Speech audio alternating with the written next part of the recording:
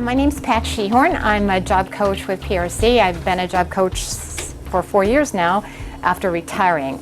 Before that, I was in healthcare administration where I was the CEO of a couple hospitals for a lot of years. So I've interviewed a ton of people and know the importance of how you come across in your job search and the tools that may help you with your job search. After retiring, I went to class to get educated about LinkedIn and have been using it, helping my clients use it. Wrap your head around this number. 300 million people around the world are on LinkedIn. Now, if you believe in the fact that there's 4.7 degrees of separation between every human being, there are a whole lot of people that you can connect to that you're not even thinking of right now. And as you get on LinkedIn and you begin connecting with people, then you find out who their connections are and go, I know them. And then you connect with them, and the power of LinkedIn grows by your connections. So you can become one of those 300 million people around the world. And I do have clients from Europe who are using LinkedIn in healthcare careers to find jobs. Some of them want to move to the States, so they are using it, but you can use it around the world. It expands your connections and allows you to reconnect with people you may have lost touch with. Now, Shelley, you were saying that you are an inventor. Yes. I'm guessing that you've met lots of incredible people in your lifetime. You know their names, but you've probably lost contact with them. I bet you, if you look them up on LinkedIn, you're going to find some, and you can extend yourself to them to connect. And then through them, you may be able to connect with other people. So it can be a very powerful tool in helping you reconnect with people that you've met in the past that were fascinating and you've lost touch with. And they may help you in the future to find a job or to connect you with somebody who can help you find a job. It's also a wonderful tool to pay it forward. Right now, because I'm retired, and I really don't want to work, but I am doing some consulting. But I will get an email through LinkedIn because people don't know my private email address. And I will get an email from somebody saying, I have a friend in New York, and this is a real example. Mm-hmm. I have a friend in New York who is in healthcare and wants to figure out how to move into administration. Would you connect with her? I wrote back, sure. So then I can help a friend's friend understand where they are in their career and how they might want to move up. So you can pay it forward and help acquaintances. So LinkedIn can be a powerful tool. It can, in fact, decrease the amount of time it takes you to find a job because you're using the computer as a tool to help you connect with people, email them, see if they can connect you with other people to get your resume under someone's nose. And even more importantly than that is to say, this is a good person, why don't you at least interview them? And that's really what you want to get. And you can use it to explore job opportunities. And John, you said your son found a job on LinkedIn. My guess is it's through using the job tab on LinkedIn, and we'll look at that later, because there are jobs posted there that are not posted elsewhere. So it is a powerful tool. The purpose of LinkedIn. It was created so that it would help people build their contact network. Actually, most of us who are working for a living get so busy that as people move on, you kind of lose track of them, you lose touch. You realize that you shouldn't have lost touch with them when you're looking for a job and you really need those connections. And so this is a great way to stay up to date and keep connecting with the people that you're working with or have worked with in the past so that you don't have to, when you're without a job, go, oh, who were those people? What were their names and how could I connect with them? You use it to find and apply for jobs, and we'll look for that. We'll look at that a little later. Employers post jobs to LinkedIn, as I said, and sometimes they don't post them anywhere else. They also search for candidates on LinkedIn. Some of them don't post because they don't want to be inundated with resumes, but instead they'll either have a software engine looking for the keywords of the candidates that they're looking for. So you've got to use keywords when you're building your LinkedIn profile. We'll talk about that. Because they'll flip it through the search engine, pull the candidates that have used those keywords in their LinkedIn profile, and then start honing them to see who might be appropriate to interview for a job. And I actually did have a client in accounting who was found on LinkedIn by an employer, phone interview, in-person interview, job offer, she's still working for them. However, just because you're on LinkedIn, don't sit around waiting for someone to call you, because it really is that's infrequent that happens. You can also use LinkedIn before going into an interview. You know who you're going to interview with because they tell you you meet John Doe at 9 o'clock tomorrow morning. Look up John Doe in that company on LinkedIn and find out about him. Find out what you might have in common. Did you go to the same schools? Is there something, but at least to kind of get to know them and where they've come from. Great tool for that. You can also follow companies that are interesting to you. And as you're following those companies and you're looking at them periodically on LinkedIn, sometimes jobs pop up that will be of interest to you, and you can then just click on and apply right there. Why LinkedIn? Employers are using it, so you need to use it if you're looking for a job. 70% of all jobs are not posted. Many of them instead use LinkedIn, or it's word of mouth. And so all those connections that you need to connect with on LinkedIn may be your key to finding out that, oh, our company's looking for somebody in thus and such department. So it can help you identify who you may know in the company where you're applying. And that's going to get your resume out of this stack of resumes to the top. If you can find somebody that can give you a reference for that employer. Again, you can look at the hiring manager, find out a little bit about him or her before you go in for your interview, and you can research the company, and you need to go into any interview knowing a lot about the company, their mission, vision, values, and particularly the job posting, what position you're applying for. You really need to know that. Okay. To get into LinkedIn, to start an account, you need to go to www.linkedin.com. You need to create a profile. It will help you create a profile. We can help you create a profile too, and your job coaches should be able to walk you through it and help you create a profile. We'll talk a little bit more about building your profile later on.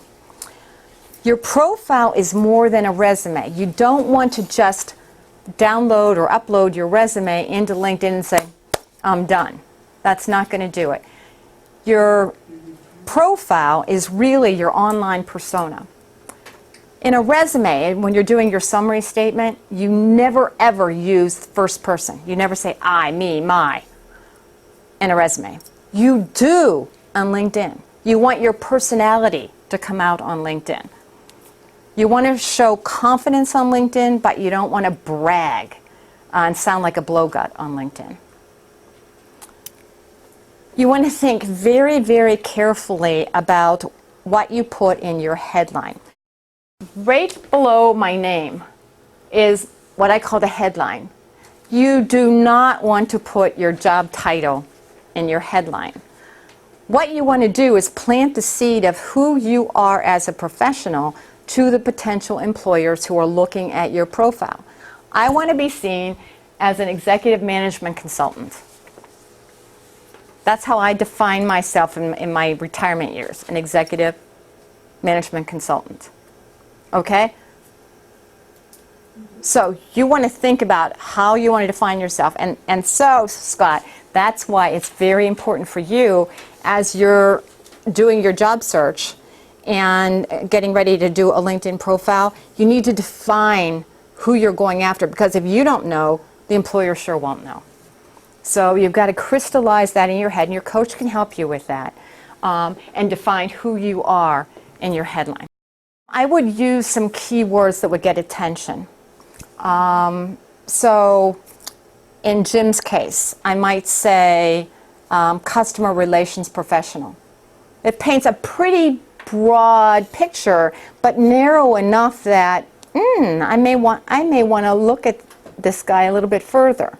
But if he puts on his current job title, which is tour guide, right, be limited. It's very limited. So it's sort of broad, but enough to pull people in. Then, very important, and a lot of people say, oh, I don't want my picture out there. You have to have a professional looking photo of yourself on your LinkedIn account. It's just really a headshot, basically, but you probably want to have a very nice looking outfit on. You can have jeans on, it doesn't matter, but the top has to look really good. Hair done, makeup, guys no makeup, but makeup done for the women. A nice smile so that it's appealing. It's somebody that you would want to meet. So a really good photo. And PRC does occasionally offer, through a wonderful volunteer, a professional who will come in and do your photos for LinkedIn. So whenever she volunteers next time to do it, Jill will get that out to everybody. And I encourage you to please get dolled up, come, get your photo taken, and then she'll email it to you so you can upload it onto your LinkedIn account. Until then, what you can do is get a friend, get dolled up again, at least from the waist up, get a friend to take a photo of you using like a clear back wall, you know, just a plain back wall, nice friendly pose, and get that on there. So you don't want to not have a photo of you on LinkedIn. Okay. Building your profile. We talked about it. You've got to use keywords that employers are looking for. You've got to use them in your profile, in your summary, in your experience section, and in your skills section. The best way to get keywords, you want to go online to some job posting boards like Indeed, trying to think of some other ones. Indeed kind of pulls them all together. Hired. Simply Hired, Career Builders, those kind. Find 5 jobs that you would love as your next job. Print those out. Read over all 5 of those jobs, particularly honing in on the qualifications section of those jobs. And you go through all of them with a highlighter and you say, okay, wow, all 5 of them are looking for somebody with 8 years experience. 4 of the 5 are looking for somebody with excellent written and oral communication skills.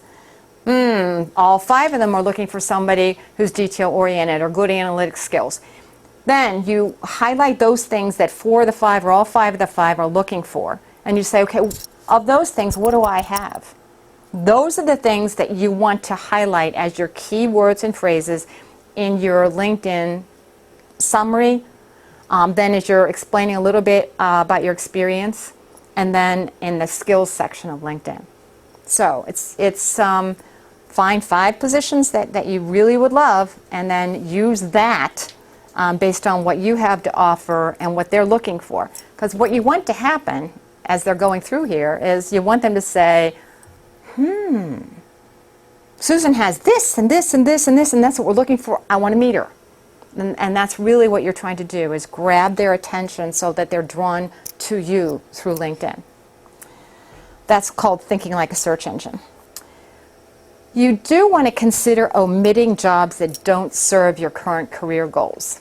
Now, Jim, in your case, you can't omit jobs because you've been doing tour guide for so many years that we have to put that on your in your LinkedIn. But we can kind of tone it down to go with where you're headed to show transferable skills.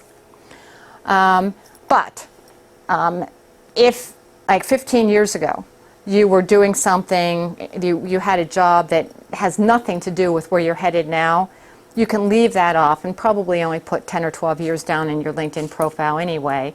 But what you don't want to do is omit a job that's going to allow a gap, because all employers get suspicious of gaps. So you have to weigh whether it's good to leave out a job and show a gap, or to just put that job in.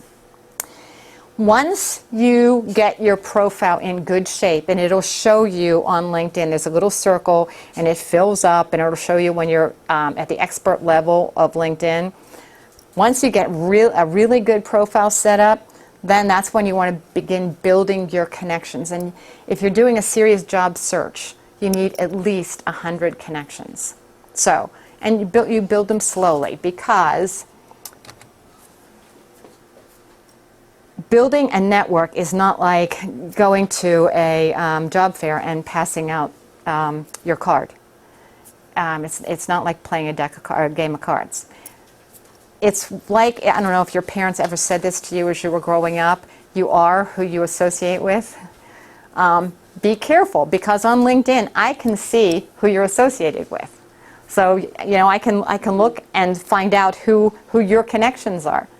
So if you're connecting yourself with people that are a little bit, then I'm going to see that. So only connect with people you know, and then you can be introduced to other people, and then through that person, if you trust that first connection you have, you accept that second connection. That's how you grow your connections, but it's through people you know and trust. So build it very, very well, and be careful about it. And it's okay to just delete if somebody wants to link in with you that you've never met in your life, and you're not sure about them. Just delete it and ignore it. You want to start with your current and former colleagues. A lot of my clients will say, I don't know anybody to connect with. Okay. Who was your last boss? Oh, well, that was, why don't you see if they're on LinkedIn and see if you can connect with them? Who was the person that you work next to? Oh, see if they're on LinkedIn. So you just go back job by job and start thinking, but also thinking about, is your sister, your brother, your sister-in-law, your brother-in-law, your nieces, your nephews, are they on LinkedIn? And if they are, those are people you probably do want to be connected with. You are already, probably by name. Connect with them and see who they know, and see if you can expand your connections that way. But once you get started, you're going to be surprised at how many people that you know. And LinkedIn then suggests, well, if you know so-and-so, you may also know, and they'll give you a list so that you can keep expanding your connections. So, how do you make the most of it? How do you make the most of LinkedIn? Well, first of all, you have to develop a full, robust, expert-level profile. And then you have to create a valuable network. You will be asked by LinkedIn if you want to expand to a fee-paid membership. Like, oh, you could do so much more if you give us $19 a month. You don't need to do that. Everything that you need is on the free membership. Companies pay a lot of money to use LinkedIn, because that's how they go in and can do searches and use that software search engines to look for qualified candidates. You don't need any of that. You can use this tool without paying any money. It's free. Okay, so how to use it for your job search. We want to make sure that your profile is complete, picture and all. You've got to determine what type of job you want. You can't go out there with, gee, I want anything, or oh, I'm not sure. And then you want to also develop a list of employers that you would love to work for and follow them. Okay. The next couple slides you're going to see, it talks about how to click on jobs, but I'm going to go back to my profile and help you maybe okay.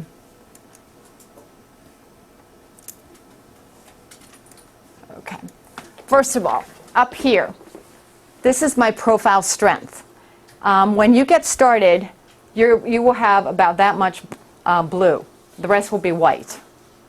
You want to fill it up until you're at the all-star level. So that's the kind of profile you eventually want. It's going to take you time to get there. Okay? Yeah. Okay. Before I actually go into building your LinkedIn, I am going to show you at the very top, up here, That would be, if I click on that, that's my home. That's what it, ooh, I don't know who those people are, but that's what it looks like on the home.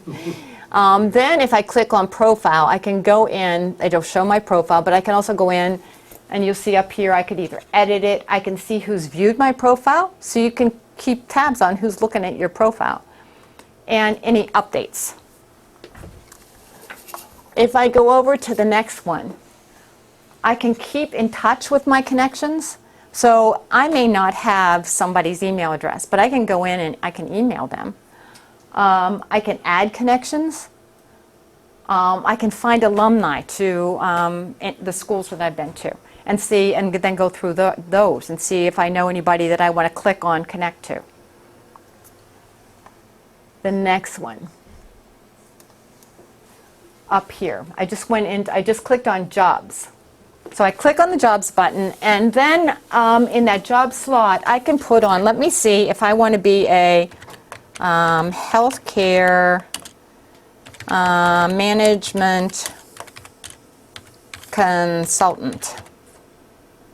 Okay, so I'm going to hit enter, and it's going to search, and it's going to show me jobs that I might be interested in. So I don't want to go to San Diego. So what I could do is I could even add up here on top, comma, Chicago. Bingo. Now it only shows me Chicago jobs. So you can, by hitting the tab, the jobs tab on LinkedIn, and then filling out what you happen to be interested in. So you might want to put inventor or entrepreneur or intellectual property entrepreneur, something of that nature. If you want to stay in Chicago, you want to move to Texas, whatever, you just put that up there, and it'll show you jobs that you might be interested in looking at. So if I say, let me see, that could be fun, working at McKinsey. I click on view of McKinsey. You see where the cursor is right here? I click on view, and something's supposed to happen. Oh, here it is. Okay. And I get the job description, and I get the ability to apply online. Now, I wonder if I know anybody at McKinsey. Well, let me see. I'm going to go into, I can't read that back here, Pat. What is that? this says interests. It's the last thing on the top line. And then right below it says companies. So I'm going to hit interest in companies, and I'm going to go, and I'm going to, in this search box, put McKinsey down. McKinsey and Company Consulting. See it here? Okay, they have 10,000 employees. I wonder if I know any of those 10,000. Ah, look over here. And it'll show you, I know 78 people, and it says it's my second connection. So I don't have any first connection. I don't personally know anybody who's working at McKinsey. But I know 78 people who know the people I know that work at McKinsey. So then what I do is I start going over each one of them. And as soon as I put my cursor over this one, it says he's a senior partner. Wow, he might be somebody good to know. A senior partner, maybe. So I could check him out a little more by tapping on him, not connecting with him, but tapping on him to view his profile and learning a little bit about him, and then trying to find out who is my first connection with him, which, by the way, I can tell. View his profile. And when I view his profile, I come down here and say, oh my goodness, Dr. Chopra knows him. I could call Dr. Chopra, because I do know him very well, and say, could you introduce me to this guy? Because I really want that job at McKinsey. And I want to talk to him and see if I can get to know him and he can get my resume in front of them. So, you can do all of this probably in 30 minutes from home or the library to help you connect with people that can get your resume in front of the right people. Yeah. Can you scan through LinkedIn without having a profile? That is a really good question. I don't know. I don't know the answer. At least it's honest. Well, I think you can't even log into. You have to sign in. You have to have a profile. So you do it. You're right, Mary. Mary, so you do have to at least create a profile. So you have a email address and password to get into LinkedIn.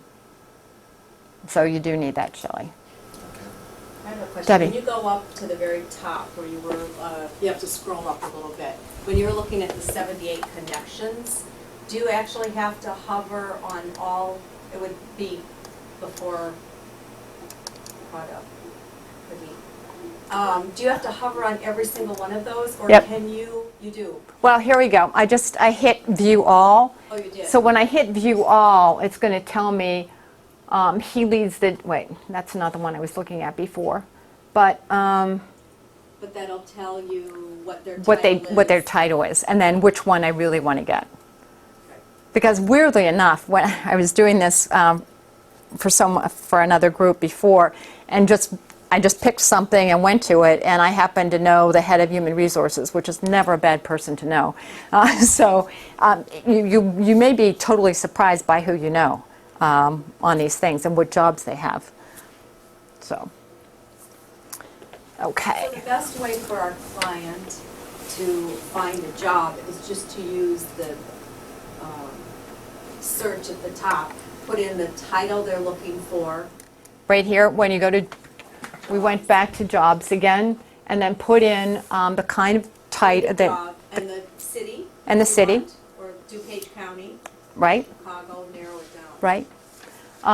And if you don't care where you live, then you can just put the title down of something that you want and look through, and then you can toggle over and look at under interests, and then dig into the companies, and that's how you can find out when you search the company how many people you may know in that company, and therefore how you can try to get your resume, your interest in that job. But you can also just simply hit the apply button under jobs and apply online. And I will, we'll go back to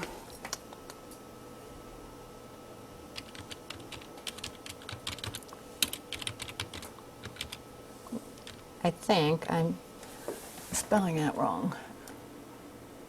Typing was never anything that I was good at. See if I can get Mackenzie again. Okay, Mackenzie didn't come up. Oh, here it is. Okay, so there, I hit view again, so I can view it.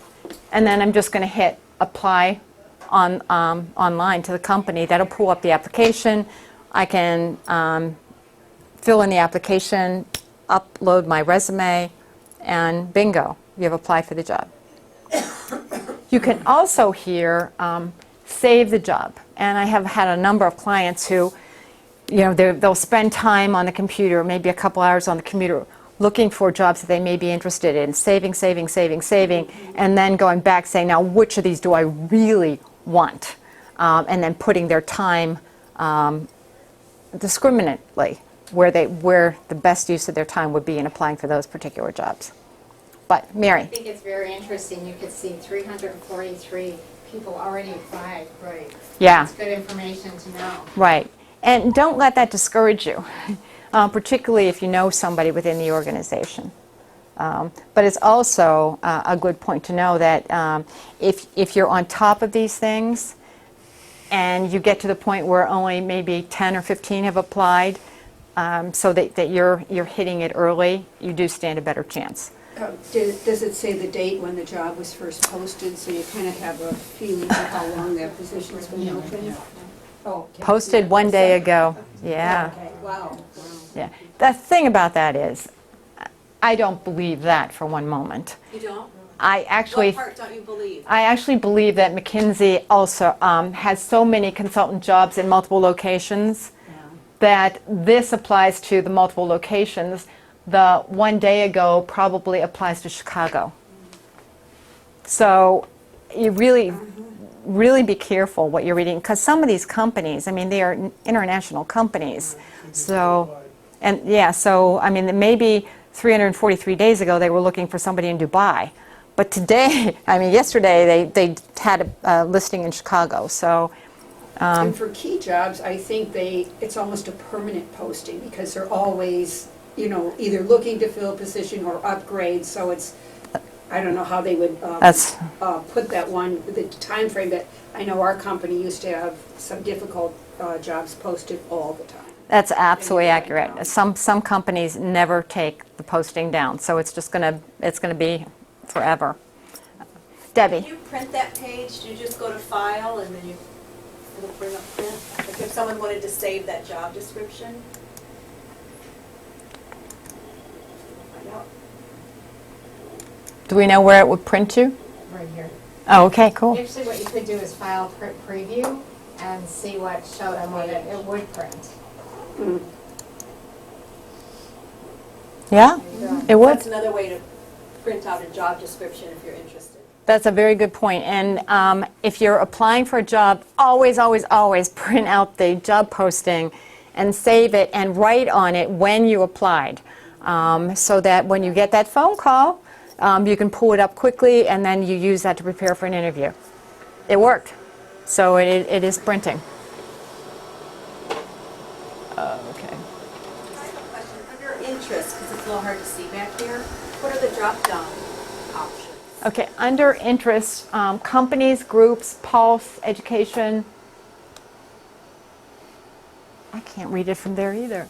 SlideShare, I don't know what that means, and online learning. So I don't know what these last four are, but companies, you can follow companies. Groups, it's always good to belong to a group, like an entrepreneurial group or a customer relations group, or whatever area that you're interested in. So join groups and then try to stay engaged in what conversations they're having on LinkedIn. That'll keep your profile active on LinkedIn. Is that also a way to build your individual individuals on your LinkedIn? Looking at a group and who's on that? Yes, that could be. So if there's Trying to, if you don't know personally some people. if you can't remember names, and maybe your background is in technology, so you could join some technology group, and then kind of see a listing of who's engaged there and go, oh, I know him, and then ask to connect to that person. So that is a good way to try to expand your memory of who might be able to connect with. Is it done to ask someone to be linked to you who you don't know at all, but you think that would be a good connection for you to have, or is that considered a little aggressive? Be careful about inviting. The question was, can you use groups to find out about people and invite people you've never met to connect with you? Be very careful about inviting people who you don't know to connect with you, because if you get 5 rejections, they can throw you off of LinkedIn because you're a stalker. Really? Oh, in like the lifetime or? No, I think it's in a short period of time, but some people just go out and try and get everybody, and so I try not to. I mean, when people ask to connect with me, if I don't know them, I just delete it. I don't refuse. I just delete them and ignore it, Right, ignore it, because I'm trying not to get them bumped out of LinkedIn. It's just there's etiquette for LinkedIn. That's kind of what I was getting Yeah. at, and I get requests from a lot of people, but I don't see any reason why I want to be LinkedIn, although now I think I would be a little more generous for that Yeah. benefit. Yeah, depending, and sometimes search firms try to link in with you only because they're trying to build their client base. So if you're retired and not looking, just ignore them. Okay, so completing your profile. We talked about the header is the most important thing. So think carefully about those words that you want to use. Make sure that you're searchable. So you identify 3 to 4 key terms that a employer would be looking for to find somebody with your skill set, with your area of interest. You want to provide enough information within your profile to gain their interest, but not too much, because actually employers and people that are looking for candidates are pretty lazy. They don't want to read all this stuff. They just want to get the facts, only the facts, the key facts, what's important to them. So don't be too wordy on your LinkedIn account. And as I said, add a professional profile or picture. So the summary section is really where you can sell yourself. You should let everyone know exactly who you are. Remember, use first person. What you do and what you have to offer. You want to set out the high points of your career and explain how you've made a difference. Now, some of you are probably sitting there going, I haven't made a difference. But I bet you have. And sometimes you just have to talk it out with somebody who can ask you questions about what you've done in your career, to say, wow, that's an accomplishment. We need to brag a little bit about that. We'll put it in the right context of showing confidence and not being boastful, but we all have something that we've done that's made a difference, and that's what you want to put in there. You want to try and be concise. They talk about ideally 50 words. It can be more than that, but you don't want it to ramble on because they get bored and don't read it. You write it in the first person. You were confident, not boastful, and always ask someone to review it. I have, because when I review resumes for executives, I also review their LinkedIn account, because any employer who's worth their salt now is going online, and when they hone down to like a handful of final candidates to invite in, they're going online and they're looking at their LinkedIn account, and they're seeing how they come across and their contradictions. That and Facebook, they're going to look at all those things. So you want to make sure that number one, your resume and your LinkedIn account are telling the same story about who you are, maybe in a different tone, but about who you are. So don't put something on LinkedIn that you don't have on your resume, and vice versa. And I've had some incredibly talented, high-level people with typos and grammatical errors. Always have at least one other person read over it with a real critical eye to make sure that as skilled and as wonderful as you are, you don't come across in a bad way because of a typo or a grammatical error. Pat, does LinkedIn have spell check? No, LinkedIn does not have spell check. So be very afraid. Oh, the good news there, though, with not having spell check, I don't know how many of you have ever sent a text, and sometimes it tells you what word, and after you've sent the text, you realize that you just kind of skipped over that. That really wasn't the word that you wanted, but the computer put it in there for you, and it's embarrassing. So be very, very careful before you go public on LinkedIn. Can you type it into Word and copy and paste it in? I have not tried that. That's a really good question. Set it in Word. Yeah. The thing about LinkedIn is you can be private until you want to go public. And I can show you how to do that with your settings on LinkedIn. Because as you're building your profile, and you're not going to do it in one setting, probably, unless you're a super person, you're probably going to want to go into your settings and keep it private until you're ready to broadcast. So, okay, this is a sample summary from a marketing manager, and it's something that I found online. I think it's a little too long, but it kind of gets the point across. That they talk about they're a marketing manager for this corporation, and what that corporation does, what their role is. They lead the company's business-to-business marketing efforts and overseeing a team of 4. Then they really get into who they are and what turns them on, what they're passionate about. Our most exciting work to date was creating a social media and online advertising campaign that generated enormous media buzz, which means success, but not bragging. Just the facts, but very, I think, very helpful, putting him or her in a good light. Not only did we have fun creating the campaign, but we also found it rewarding to see the results. So really showing personality there. Before joining there, where he worked and working with amazing clients such as, so again, showing personality. This is somebody that to me comes across as high energy, positive, truly passionate about their work, eager to connect with other marketers, enjoys all aspects of his job, talks about his favorite stage of a project, always interested in hearing from former colleagues, managers, or just interesting creative folks. Yeah. How often should you edit your profile? How often should you edit it? Putting in new info, that kind of thing. I would probably go in and review my profile at least every 2 to 3 months.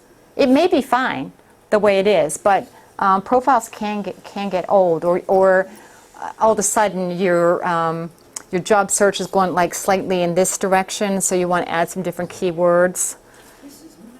So now I will show you my profile or my summary statement, which is much shorter.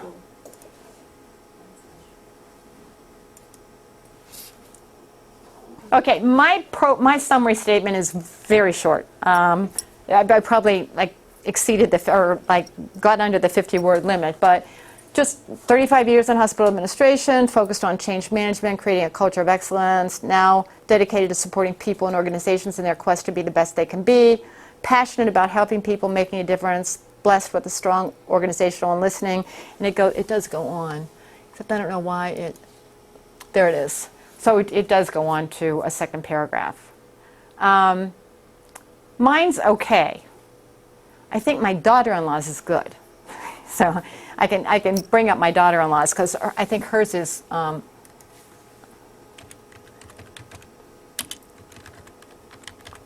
she also gave me permission because I would not do this without her permission.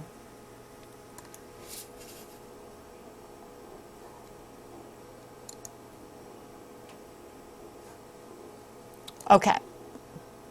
And hers is longer than mine, but again, it shows her personality. She's active in the workforce right now. So it starts very much like the sample that I gave you, what her current job is now, what she's passionate about, what she's had significant experience in. The one thing that she doesn't get into here, and that you'll see in the sample that I gave you, is her educational degrees. You can or you don't have to put that in your summary statement because it is later on in your LinkedIn profile. So, but it's up to you. I just want to show you a couple examples, and you can go back online once you have LinkedIn and look up any of our names and look at them again. Then there's a specialties and skills section. You should include you should include all the areas of expertise that you want to promote on LinkedIn. And let me show you the specialty and skills. And again, honing in on those 5 job applications that you pulled up at the very beginning, what the majority of them are looking for in their ideal candidate that you have to offer, are the things that you want to list on your throughout your LinkedIn profile. So we go to, okay, you'll see after the summary statement, you get into experience. And again, it depends on how much experience you want to list on your LinkedIn profile. I probably, if you go down, I probably did my whole life, which is, I don't know, no I didn't. I did stop back in 1980, so that's not my whole life. But it's my administrative life. Before that, I was a physical therapist, and I didn't put that on because it's irrelevant to anything that I'm doing now. So I stopped back then. But this is not what you would see on a resume. This is like much shorter than what would be on a resume, just some highlights to give an employer an idea of what you could do. So when you're doing your experience section and you fill in your title, where you worked, what years you worked there, when you're deciding what to put here, You want to talk about your responsibilities, but talk about your responsibilities in light of what the employer you're trying to impress is looking for in a candidate. So if they're looking, again, if they're looking for somebody who can, who's innovative and creative and can deliver results on time within budget, then you think back, when I was in that role, what can I talk about in my little couple sentences on LinkedIn for that job experience that gets those points across, because that's what they're looking for. So you really want to gauge it toward what the employers you're trying to impress are looking for in their ideal candidate. John? Are you saying you should customize your LinkedIn every time you go and apply for a job to make? No. I'm saying that I don't follow it. if you've pulled the job postings for 5 jobs that you really want, Right. okay, but let's say they're all for customer relations or they're all for entrepreneurship, then you're customizing it for that broad title. That's what you're looking for. So you're really doing your resume and LinkedIn once. On the skills section, it says skills and endorsements, and people do endorse you, and I can talk about that in a minute. But on the skills section, you go into LinkedIn, and again, remember, what are the employers you're trying to impress looking for in their ideal candidate? Those are the skills that if you have them, you better be listing on there. So if they're looking for somebody, excellent verbal communication skills, you better type in verbal communication skills. You better type in written communication skills, detail-oriented, customer service excellence or customer excellence. You've got to find what buzzwords they're looking for, because to Debbie's point, that's really what's going to have you found by employers. So if you're going into accounting, you better have things like financial analysis, cost accounting. I mean, you need key buzzwords in your own particular field where you have the expertise. So, Is there a drop-down box for skills? there is a drop-down box, but, But okay, so you start typing in COMM, and all of a sudden the drop-down box will show communications, communication skills, oral communications, verbal communication, or written communication. It'll give you a lot of options. You can either go down and click on that, and that'll show up as a skill, or you can ignore that and type in whatever words you want. So you can either create your own skill in your own words, and I would encourage you to mimic the words of the employers you're trying to impress, because that's really what they're looking for, and that's probably what they've plugged into any search engines that they're using on LinkedIn. So you list, and I have a ton of skills that have been listed. And then what ends up happening is people you connect with end up endorsing you for skills. Now, personal irritation. Some of these people that have endorsed me have no way of knowing what my skill was in certain areas. So it's, and every employer knows that. I don't know, they're kissing up. I have no idea why they're endorsing me for things, and I know that happens to everybody, but people just endorse you for no reason. What you really want to aim for, though, is references. So you really, if you're in a job search, you want to aim for at least 2 references. But you have to choose your references well, just as you do when you're giving a reference in a job search. But I would also suggest that you tell your reference what skills you would like them to focus on in that reference that they put on LinkedIn.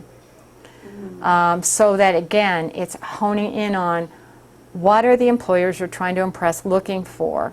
And so if you can get one reference to hone in on these 2 or 3 skills and another reference to hone in on those 2 or 3 skills, it's really going to help you, because it's going to show, particularly if it's somebody who is respected, it's going to show that it's not just you saying that you have those skills, but other people that are saying that you're really good at something or another.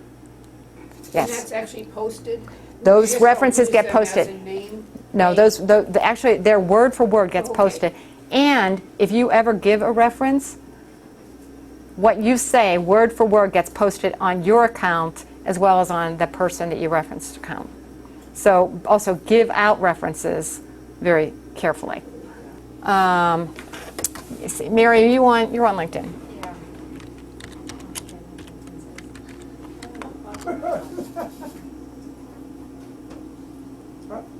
Okay. I type in the name of the person that I'm interested in connecting with, and then I go message. It'll just, Mary comes up here. There are a lot of you out there, Mary. Anyway, I can go out here and I can click on message. Now, that's the beauty of LinkedIn. I don't have to give out my personal information, so nobody has to have my phone number, my email address, but they can still get a hold of me. They can get a hold of me by clicking on message, and then I could write in there,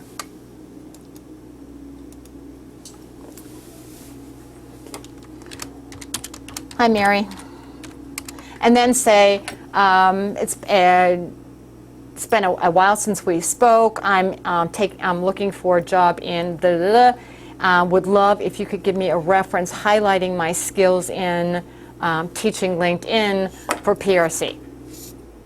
And then Mary could, and then I would hit over here, send message. Mary would get an email from LinkedIn saying you have a message. She would then open up her email, click on there, it would take her to the message, and then she could respond to me, again, using LinkedIn's email, never knowing my email address. So you can keep your personal stuff private and not get inundated, but still message back and forth.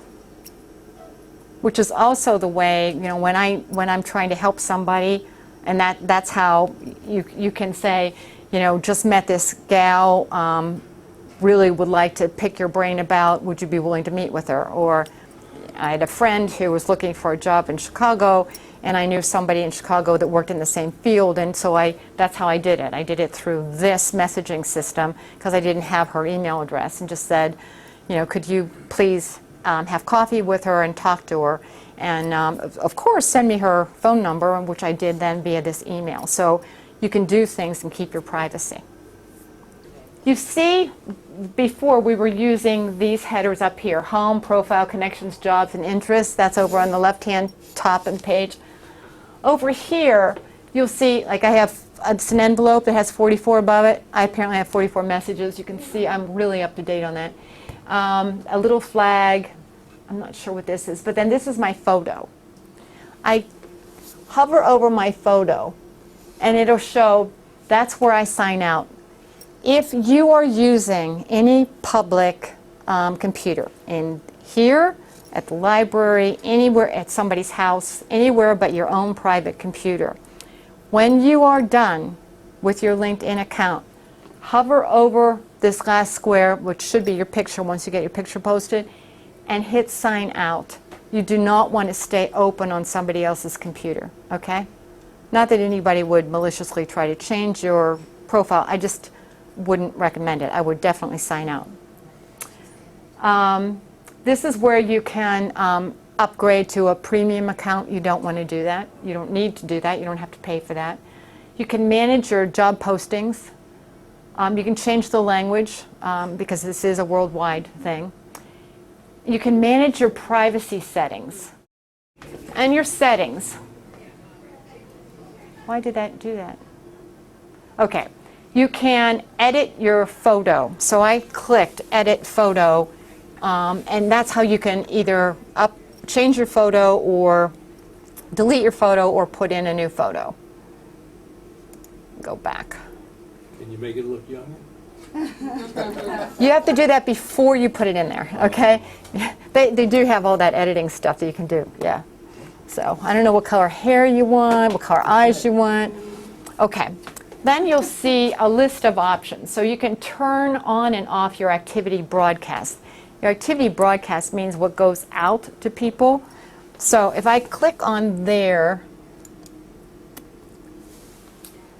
by selecting this option, your activity updates will be shared in your activity feed. Let people know when you change your profile, make recommendations, etc. If I check that, every time I change anything in my profile, it'll blast out to everybody that I'm connected to. Which, by the way, is a pain in the neck if that happens. So I definitely would recommend not checking that off. You don't want everybody to know every time you sneeze, Which basically. could be half of your 44 messages up there, right? It could be, Yeah. which I I, just went through that the other day and had a ton of messages. oh, did you? And they were all, Look at all yeah, it's like, it's oversharing. It's way too much information. Okay, so then who can see your activity feed? So that says select who can see your activity feed. So if I click on there, your activity feed actions or displays actions you've performed on LinkedIn. Select who can see your activity. I selected only me, but I could select everyone in my network. All my connections are just me.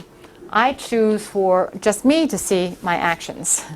Well, what comes up as an action? Actions that I performed. So if I change my headline, if I change my picture, I see, yeah. But what if you want to change something substantial? like a title promotion or something. So then you really have to go People back know in that. and manage that. Yeah, you do want to manage your account when you want people to know about things. Select what others see when they've viewed your profile. Okay, I allow them to see my name and my headline, which is what is recommended, that they see that when they view when I view their profile. So, and I'll tell you the reason I do that. If you want to see who's viewing your profile, you've got to allow them to see when you're viewing their profile. So it's kind of tit for tat. So if I didn't check this off and said I want to be anonymous, then anybody who views my profile remains anonymous too, so I can't see who's looking at me. Do you So- want to know? I do want to know. I mean, I do. I would So, wanna know, sure. so it's up to you. So what is that anonymous profile?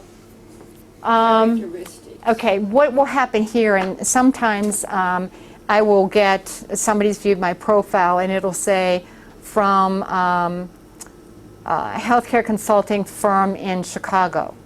That's all you know, but it's a blank picture, so it's just like a profile of a person and no name, but just kind of their headline and city. So you kind of know it's like a search firm or a consulting firm, but you're not sure that it's John Doe or who it is. But what you want to do basically is go through each of these to find out how much privacy you want. And I think, as Debbie pointed out, you want to go through it again after you've built your profile and kind of loosen up on things, or you'll discover things. The more you use LinkedIn, the more powerful a tool it can be for you, because you just play with it. It's not going to blow up. It's not going to disappear.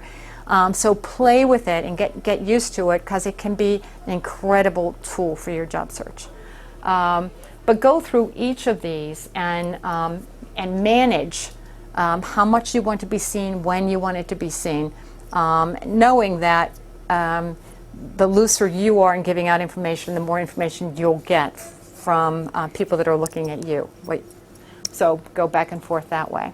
And all of that was under your picture. Yeah, could you repeat where Okay, you got so you go, again, this is where you get you find your profile, jobs, your connections, your groups, companies that you want to follow. Right across from that, you'll find the envelope with your messages and then your little picture.